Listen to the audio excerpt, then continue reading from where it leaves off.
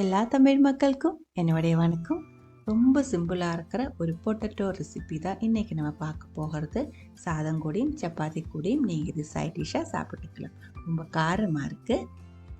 அதுக்காக 1/2 கிலோ அளவுக்கு பொட்டேட்டோ உருளைக்கிழங்கு நல்லா வேக வச்சதுக்கப்புறம் தோல் எடுத்து இதே மாதிரி கொஞ்சம் பெரிய பீஸாக கட் பண்ணி எடுத்துக்கோங்க. ரொம்ப அதிகமாக வேக வைக்காமல் கரெக்டான அளவுக்கு வேக வச்சு எடுத்துக்கோங்க. குழிவாக இருக்கிற ஒரு கடாய்க்குள்ளே 1/4 கப் அளவுக்கு எண்ணெய், 1/4 டீஸ்பூன் அளவுக்கு சீரகம் வெடித்ததுக்கப்புறம் 2 டேபிள் ஸ்பூன் ஃபுல்லாகவே பூண்டு சின்ன பீஸாக கட் பண்ணி சேர்த்துக்கோங்க. இல்லை இருந்தால் நீங்கள் இடித்து கூடி சேர்த்துக்கலாம்.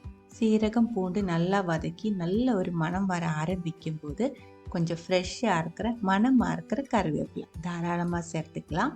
1/2 கப் அளவுக்கு சின்ன வெங்காயம் சின்ன பீஸாக கட் பண்ணது, 1/2 டீஸ்பூன் அளவுக்கு உப்பு.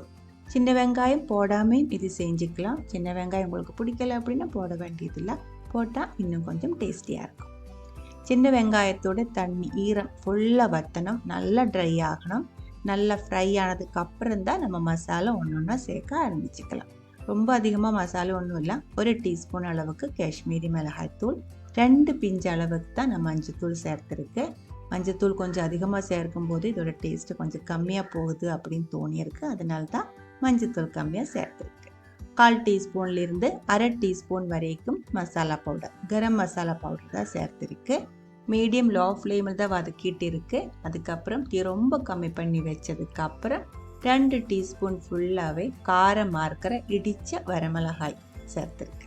காரம் உங்களோட இஷ்டத்துக்கு தகுந்த மாதிரி நீங்கள் அட்ஜஸ்ட் பண்ணிடலாம். 2லேருந்து 3 டீஸ்பூன் வரைக்கும் இடித்த வரமிளகாய் பவுடர் சேர்த்துக்கலாம். 2 டேபிள் ஸ்பூன் அளவுக்கு டொமேட்டோ சாஸ் கூட நான் இப்போ ஊற்றியிருக்கு. டொமேட்டோ சாஸ் இல்லைருந்து ஒன்றும் பிரச்சனை இல்லை. 1/2 டீஸ்பூன் அளவுக்கு லெமன் ஜூஸ் ஊற்றினா போதும்.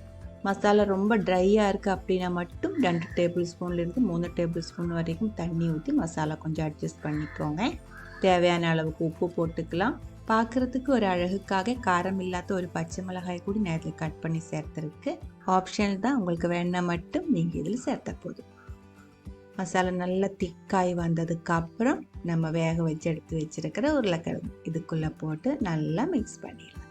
உருளைக்கிழங்கு ரொம்ப அதிகமாக வெந்து போயிடுச்சு அப்படின்னா இதே மாதிரி நம்ம மிக்ஸ் பண்ணும்போது மேஷ் ஆகி போயிடும், தனி பீஸாக தெரியாது. அப்படி ஆயிடுச்சுன்னா நீங்கள் தீ கொஞ்சம் அதிகமாக வச்சு இதே மாதிரி மிக்ஸ் பண்ணி எடுத்தாலும் போதும்.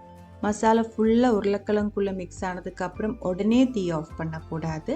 அந்த மசாலோட டேஸ்ட்டு ஃபுல்லாக அந்த உருளைக்கிழங்குக்குள்ளே அப்சர்வ் ஆகிற வரைக்கும் 2 to 3 நிமிஷம் இல்லை மேக்ஸிமம் ஒரு 5 நிமிஷம் மீடியம் லோ ஃப்ளேமில் வச்சு நல்லா ட்ரையாக டேஸ்டியாக இதே மாதிரி பண்ணி எடுத்துக்கோங்க. இப்போ உருளைக்கிழங்குக்குள்ளே மசாலா உப்பு டேஸ்ட் எல்லாமே நல்லா இறங்கி இருக்கும். ரொம்ப டேஸ்டியாக இருக்கிற வெரைட்டியாக இருக்கிற பொட்டேட்டோ சில்லியோட ரெசிபி தான் இது.